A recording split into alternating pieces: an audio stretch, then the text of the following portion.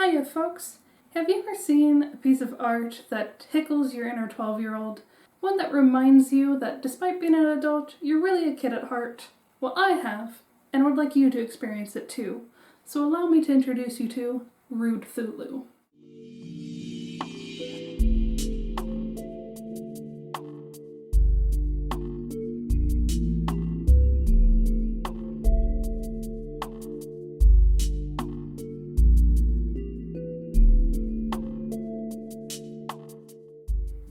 This work of art is owned by a good friend of mine. He is a true connoisseur of the finest of arts, you could say. And a while back he came to me and said that this pint-sized statement piece can only really be fully appreciated at an enormous size. And I said to him, say no more, I got you. However, my plushie making days are behind me, and quite honestly, it's for the best. But what I do have is a jumbo octopus plushie, a baggie full of gloves, and the maturity of a middle schooler. So let us begin. If you want to follow along at home, you'll need the following: a couple pair of gloves, some fluff and filler, sturdy thread, needle, and stuff and tweezers. With that, you're going to want to grab the foam cushion I forgot to tell you about, lay out your glove over top, and mark out a finger-shaped shape. These gloves are about 1 inch wide, so I mark 3 1-inch fingers, cut them out, and then cut them in half, hot dog style. Now I have 6 1 by 1.5 inch salad fingers. Discard one for now and cut another in half, hamburger style, for the thumb. Then shape your Minecraft blocks into finger-shaped blocks. Don't worry too much about the shards, they'll get used as free filling later. That's right, this is a zero-waste project. Once these shapes are shaped into a more finger-shaped shape, insert your squishy digits into the glove. The best method for this is to poorly put on the glove backwards, pinch the foam tip in the prospective finger hole, and then reverse-y. Do that with all the fingers until you have the opposite of a fingerless glove. Here's where all those lung dusters come in. Just bring your catch-all leg around where you've been gathering your bits and start shoving them in. Use polyfill to prevent lumps and spread out the shape. It doesn't need to be super stuffed, as a fat tentacle is going to go up in there. You really just want to stuff enough until it resembles a hand wearing a glove. Repeat for the rest of the gloves. For this next step, you'll want thread that matches your glove.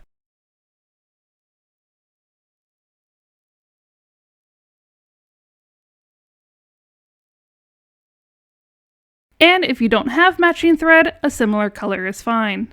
I decided to add little buttons to the birdie finger because I thought they looked like tiny suction cups. I don't know why I needed to wiggle his piggy suckers, but I did. Next, his non-suctionable fingers get sewed to his palm. I guess I'm doing this off camera. Well, I used white thread anyway, so I'll just redo it. In this step, just keep folding fingers down until you feel personally attacked.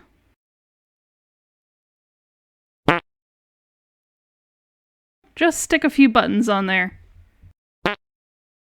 And another. Perfect. Repeat with the rest of them. Now we're going to attach these devious digits to Sir Rude Thulu. All he needs is a quick hand massage, and he's all done. Except now his tentacles are looking a little devoid of suckers. Fortunately, I have these assorted buttons in various sizes. Wouldn't that have been cool if it worked? I'm terrible at editing though, so I'll stick to Old Faithful. There, I think this looks a lot better. And I saved this special star-shaped button for the center. And because I haven't had enough punishment, I'm adding a few extra suckers to his wrists. Now, just make 7 more of these. Boy, I sure hope I don't come to regret this decision. 7 months later. Alright, we've sewed just shy of 1,000 buttons, and now we live in a spiral. Nothing else matters, everything is buttons. See this button? Now it's a mouth button. How can that be when he has a face? The face is a lie. It is just there to give you that false sense of security, friend. Don't buy into it. You're lured in by the friendly face, and then BAM! You've been sucker punched by 8 punching sucker fists. Anyway, here is my button work.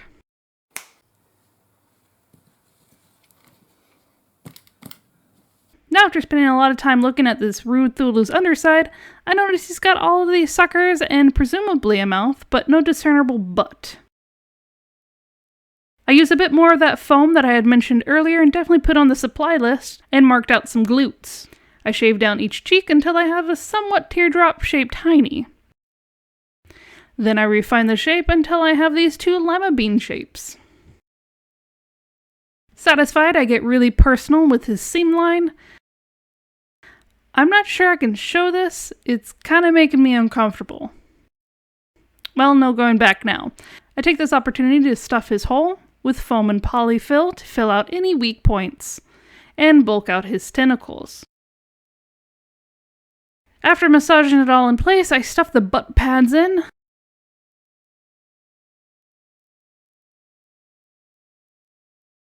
And I fill in the empty spaces with more fluff.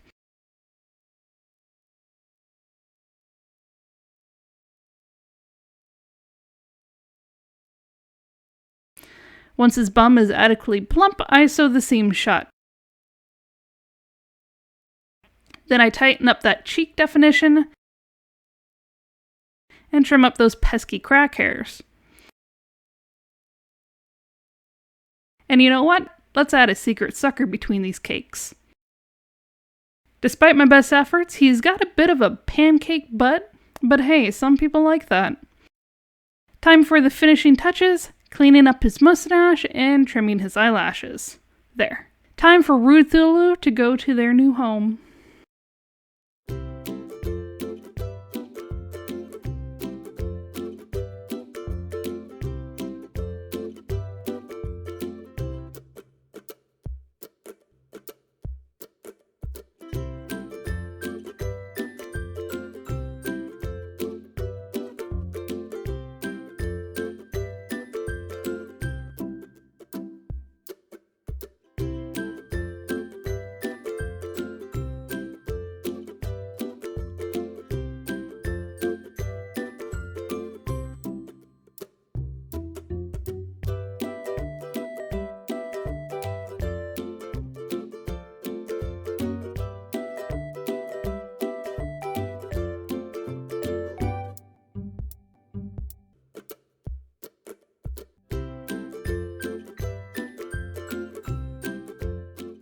There you have it, another project down, and as someone who loves octopus, as they are my favorite animal, I really like how this came out, and I also had a lot of fun making it.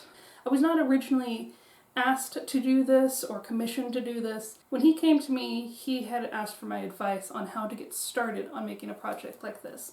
He even had the jumbo octopus himself, along with the gloves and everything. But when he told me about the project, I felt my crafty senses tingling up my spine, and I told him I certainly can help you get started on this art project and how to go about it, or I could just do it all for you. So I'm very thankful that he's allowed me to take over his art project. This actually hit a nostalgic nerve for me, as when I was in high school I used to take discarded stuffed animals and loveys and I would alter them. I would take them apart, put them back together in fun ways, and put a bunch of different attachments on them until I had these weird, unique, one-of-a-kind monsters that I would give to my friends. So that was quite nice too, doing this project. Reminded me a lot of that moment in my life.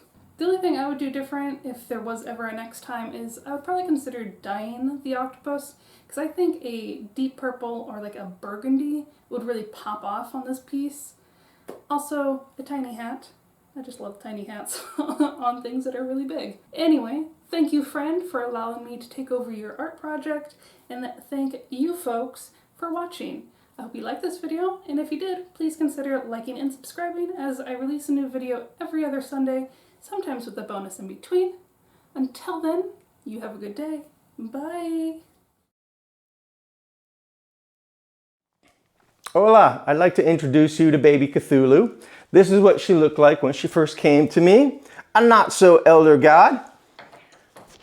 As she grew, Her hands disappeared, but our friend Ariel gave her new ones along with wonderful button suction cups. When we have free time, which is always, except for when we're shooting this video, baby Cthulhu and me like to go skating, biking, make breakfast, and goof around on the computer. At night, baby Cthulhu likes to descend into the depths of a nice warm bubble bath. Thank you, Ariel. We're having more fun than ever. Love you, baby Cthulhu.